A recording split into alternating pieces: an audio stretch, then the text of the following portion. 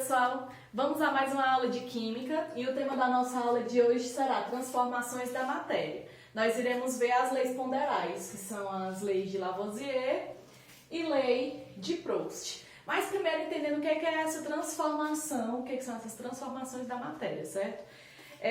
As transformações da matéria vão envolver as reações químicas. E o que seria essa reação química? Aqui tem um exemplo que eu coloquei para vocês em tabela, mas vamos explicar logo a reação. Uma reação química ela é representada dessa seguinte forma. Eu vou ter as moléculas, que podem ser substâncias compostas, formadas por elementos químicos diferentes, substâncias simples, que é o mesmo elemento químico, e por aí vai. Então, em uma reação química, eu tenho tudo que estiver antes da seta será o reagente, que são as moléculas que vão interagir para dar formação aos produtos que estarão depois dessa seta. Em uma reação química, eu tenho reações químicas que podem envolver presença de calor, ou seja, vou precisar para que a reação química aconteça de aquecimento, que é simbolizado por esse triângulo aqui, certo? Lá na matemática, lá na física, eles têm denominação diferente, Pode ser uma variação de tempo, de espaço, pode ser mesmo o cálculo lá daquela determinada área, mas aqui ele vai representar aquecimento na química.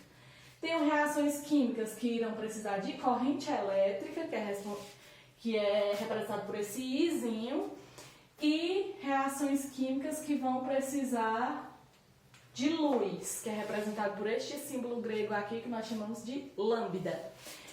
Mas eu tenho reações também que elas acontecem espontaneamente, ou seja, em cima da setinha aqui não tem nenhuma representação como essa, então é uma reação espontânea. Nesse meu exemplo, vai envolver as duas leis, fica melhor de você entender, porque uma lei é consequência da outra, as duas elas andam juntinhas. Embora a questão lhe pergunte algo só sobre a lei de Lavoisier ou algo só sobre a lei de Proust, mas se for uma tabela como essa, tem como você explicar as duas coisas, O que diz essa lei de Lavoisier? Essa lei de Lavoisier também é conhecida como lei lei de conservação da massa. Ou seja, se a massa é conservada, então ela não pode mudar. O total da massa que eu tenho no meu reagente, que é antes da seta, tem que ser igual ao total da massa que eu tenho lá no produto. Lei de Lavoisier, também Lavoisier é muito conhecido pelaquela sua frase bastante famosa na química, que é: na natureza nada se perde, nada se cria, tudo se transforma. O que é esse tudo se transforma? É porque ele não pode ser criado, ele vai ser transformado na minha reação química. E a lei de Proust, pelo próprio nome aqui do cientista, P de Proust, P de proporção constante. Ou seja, se eu tenho uma proporção de uma substância para outra, vai acontecer isso até o final da reação. Vamos entender aqui.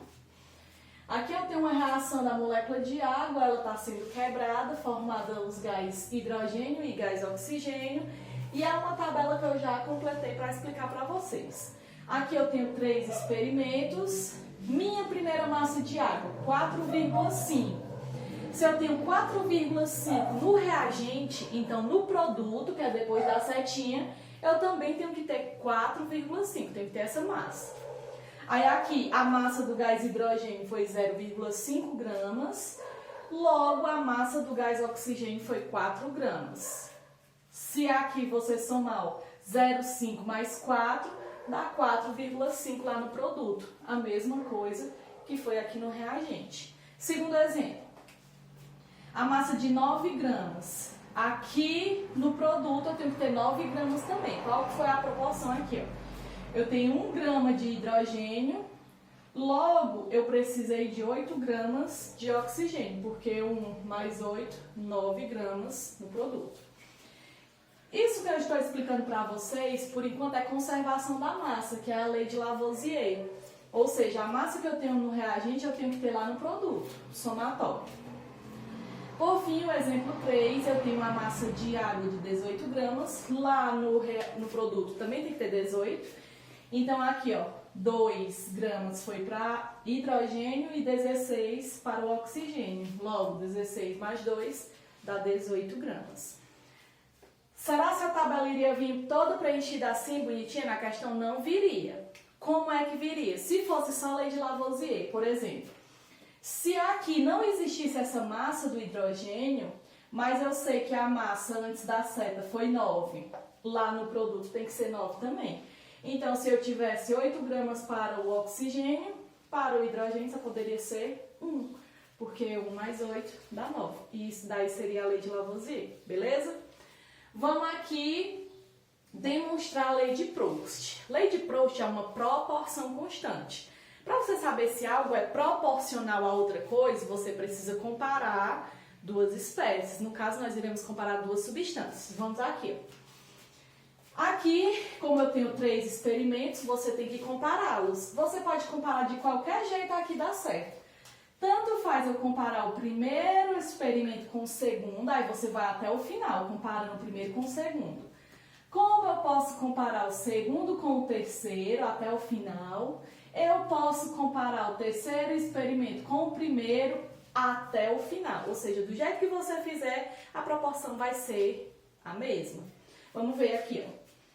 Se não existisse essas massas aqui, para você descobrir, ó, só tivesse esses dois resultados primeiro, 4,5 e o 9. Daqui para cá, do primeiro para o segundo experimento, a massa está aumentando. Em que proporção? Ó, ela está aumentando o dobro. Porque 2 vezes 4,5 dá 9. Então, se eu estou comparando o primeiro com o segundo experimento, eu vou fazer isso até o final. E tem que ser a mesma coisa. Se daqui para cá tem que ser o dobro, daqui para cá também tem que ser o dobro. Então, 2 vezes a metade dá 1. Daqui para cá também precisa ser o dobro. 2 vezes o 4 dá 8. Isso é proporção constante. Isso é a lei de Proust agora.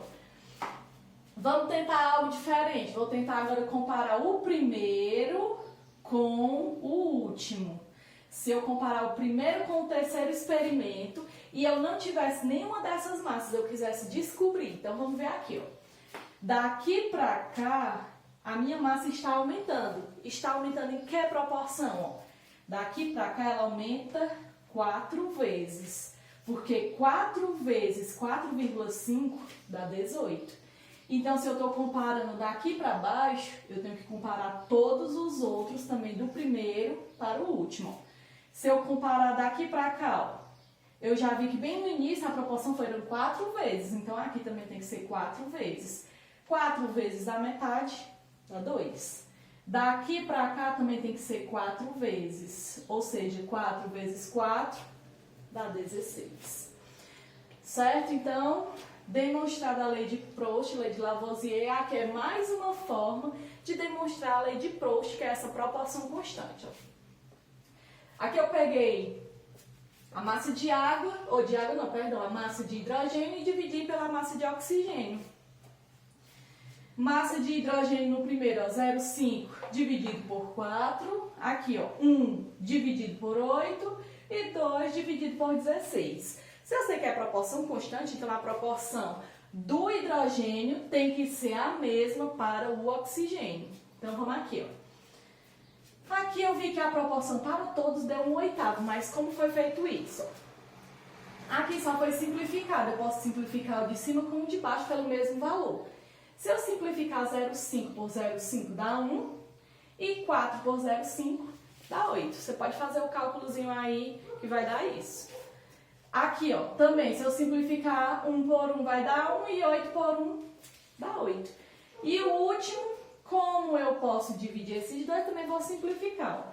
2 dividido por 2 dá 1, 16 por 2 dá 8. Então, a proporção também aqui foi obedecida. 1 para 8 em todos os casos, ou seja, 1 grama de hidrogênio para 8 gramas de oxigênio. Beleza? Talvez alguns de vocês tenham dado uma olhada nessa minha reação e tenham percebido que ela não está balanceada. Balanceamento é algo que nós iremos falar lá na frente, mas eu vou só antecipar para vocês aqui. Ó. Vou só organizar a questão da quantidade dos átomos, para você não ficar perdido aí na sua questãozinha. Pronto. Só organizei para vocês aqui do oxigênio, não, ele já está ok. Ó. Como é falado em conservação da massa, a massa que você tem antes da reação acontecer tem que ser igual à massa que tem depois, a quantidade dos elementos químicos também, os seus átomos. Então aqui, ó, de hidrogênio, ó, 2 vezes 2, 4 hidrogênios no reagente, no produto, 2 vezes 2, 4. Oxigênio, ó, 2 vezes 1, 2 oxigênios e 2 oxigênios lá no produto. Eu espero que eu tenha ajudado vocês. Se tiver alguma dúvida, deixa aí nos comentários. Beijo, forte abraço!